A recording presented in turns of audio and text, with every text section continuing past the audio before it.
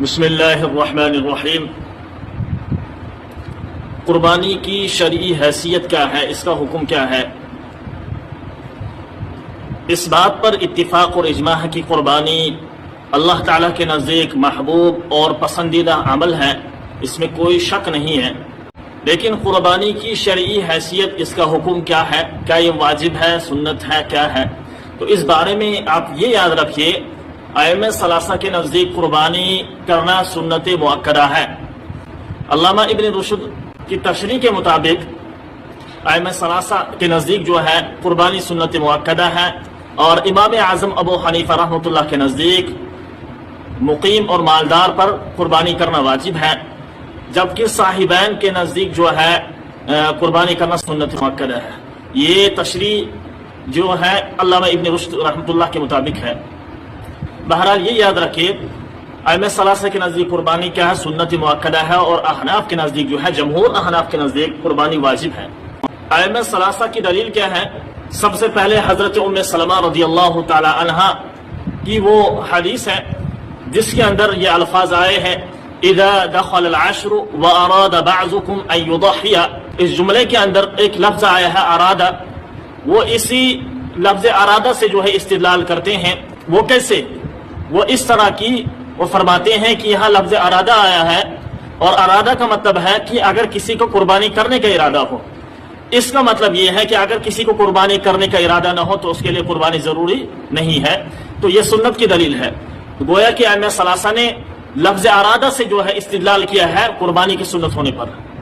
اسی طرح جو ہے انہوں نے حدیث کے اندر لفظ سنت بھی آیا ہے، سنت کا اطلاق ہوا ہے، تو اس لفظ سنت سے بھی جو ہے ائمہ ثلاثہ نے جو کیا ہے استدلال کیا ہے، جیسے کہ حدیث پاک کے اندر آتا ہے سنت ابیکم ابراہیم، کہ یہ تمہارے باپ یعنی ابراہیم علیہ السلام کی سنت ہے، قربانی سنت ہے۔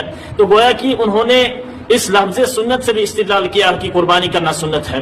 اور اسی طرح دوسری دلیل ہے جو حضرت براء ابن عازب رضی اللہ تعالیٰ عنہ سے منقول ہے، اس کے اندر یہ الفاظ آئے ہیں اصاب سنت المسلمین، تو وہاں پر بھی سنت کے لفظ آئے ہیں۔ تو اس سنت کے الفاظ سے ائمہ ثلاثہ جو ہے استدلال کرتے ہیں قربانی کے سنت ہونے پر۔ اب رہا مسئلہ احناف کا، کہ احناف کہتے ہیں، جمہور احناف کہتے ہیں کہ قربانی کرنا واجب ہے۔ ان کی دلیل کیا ہے؟ سب سے پہلے ان کی دلیل قرآن پاک کی آیت ہے فَصَلِّ لِرَبِّكَ وَانْحَرْ۔ یہاں پر وَانْحَرْ کا لفظ آیا ہے جو امر کا صیغہ ہے، اور جو حضرات نحو سے واقفیت رکھتے ہیں ان کو پتہ ہے کہ امر جو ہے وجوب کے لیے بھی آتا ہے۔ تو احناف فرماتے ہیں یہاں پر وَانْحَرْ کا لفظ آیا ہے، تو اس سے جو ہے وہ وجوب پر جو ہے استدلال کرتے ہیں کوئی کہ قربانی کرنا واجب ہے۔ اسی طرح جو ہے ان کی دوسری دلیل وہ ہے حضرت ابو ہریرہ رضی اللہ تعالیٰ عنہ کی روایت ہے جو ابن ماجہ کے اندر مروی ہے، جس شخص کو طاقت ہو، استطاعت ہو قربانی کرنے کی، اس کے باوجود اس نے قربانی نہیں کی، تو اس کو چاہے کہ وہ ہمارے عیدگاہ کے قریب نہ آئے۔ تو وہ اس حدیث سے اس طرح استدلال کرتے ہیں یہ اتنی سخت وعید تبھی ہو سکتی ہے جبکہ وہ حکم واجب ہو نہ کہ سنت ہو، لہٰذا اس حدیث سے بھی احناف استدلال کرتے ہیں قربانی کے واجب ہونے پر۔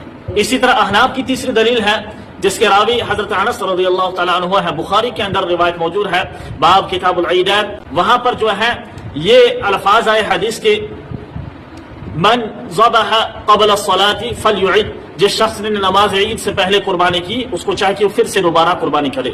تو قربانی کرنے کا حکم دیا گیا ہے، دوبارہ کرنے کا حکم دیا گیا ہے، یہ تبھی ہو سکتا ہے جبکہ قربانی کرنا واجب ہو۔ تو اس حدیث سے بھی احناف استدلال کرتے ہیں قربانی کے وجوب پر۔ اسی طرح چوتھی دلیل ہے جس کے اندر یہ الفاظ آئے ہیں من كان ذبح قبل الصلاة فليذبح مكانه اخرى، کہ جس شخص نے نماز عید سے پہلے قربانی کی اس کو چاہے کہ اس جانور کی جگہ دوسرے جانور کو قربانی کر لے۔ اور آپ کو پتا کہ اس کے اندر امر کا صیغہ آیا ہے فلیذبح کی، وہ دوسری قربانی کر لے، اور آپ کو پتا کہ امر جو ہے وجوب کے لیے آتا ہے، ٹھیک ہے جی۔ تو ایک تو فلیذبح سے وجوب کا حکم بھی ثابت ہوتا ہے، اسی طرح جو یہاں پر جو ہے پہلی قربانی خراب ہونے کے وجہ سے دوسری قربانی کرنے کا حکم دیا گیا ہے، تو یہ تبھی ہو سکتا ہے جب وہ قربانی کا حکم واجب کا ہو نہ کہ سنت کو ہو۔ اور اسی طرح جو ہے مشکات شریف فصل 40 کے اندر جو ہے حدیث نمبر 23 ہے، اس کے اندر آپ صلی اللہ علیہ وسلم جو ہے مدینہ منورہ میں 10 سال مسلسل قربانی کرتے رہے اور کبھی ناگا نہیں کی، تو یہ بھی جو ہے وجوب کی دلیل ہے۔ لہٰذا ان دلائل سے پتہ چلتا ہے کہ قربانی کرنا کیا ہے، واجب سنت نہیں ہے۔ اب رہا ائمہ ثلاثہ جنہوں نے استدلال کیا تھا لفظ ارادہ سے، اس کا جواب احناف یہ دیتے ہیں کہ ارادہ سے وجوب کی نفی مراد لینا مناسب نہیں ہے، کیونکہ اس طرح تو بہت ساری جگہ پر جو ہے لفظ ارادہ آیا ہے، تو کیا اس سے جو ہے ارادہ سے حج کے وجوب کی نفی کوئی مراد لے سکتا ہے؟ حج کی فرضیت کی نفی کوئی مراد لے سکتا ہے؟ نہیں لے سکتا ہے۔ اور اسی طرح جو ہے جمعہ کے متعلق بھی آیا ہے، من اراد الجمعۃ فلیغتسل، جو شخص جمعہ کا ارادہ رکھتا ہو اس کو چاہے کہ وہ غسل کرے۔ کیا کوئی یہ کہہ سکتا ہے کہ جمعہ فرض نہیں ہے؟ ارادہ سے کوئی استدلال کرے کہ پھر کہے کہ جمعہ فرض نہیں، جمعہ فرض ہے ہر اس بندے پر جو عاقل ہو، بالغ ہو، مقیم ہو اور مسلمان ہو۔ لہٰذا اس سے پتہ چلا کہ قربانی کرنا واجب ہے، سنت نہیں ہے۔ ٹھیک ہے، جمہور ائمہ کے نزدیک۔ رہا ائمہ ثلاثہ کی دوسری بات جس میں انہوں نے لفظ سنت سے استدلال کیا ہے قربانی کی سنت ہونے پر، تو اس کا جواب یہ دیتے ہیں یہاں سنت سے مراد اصطلاحی سنت نہیں ہے، بلکہ یہاں پر سنت سے طریقہ مراد ہے، طریقہ مراد ہے، نہ کہ اصطلاحی سنت مراد ہے۔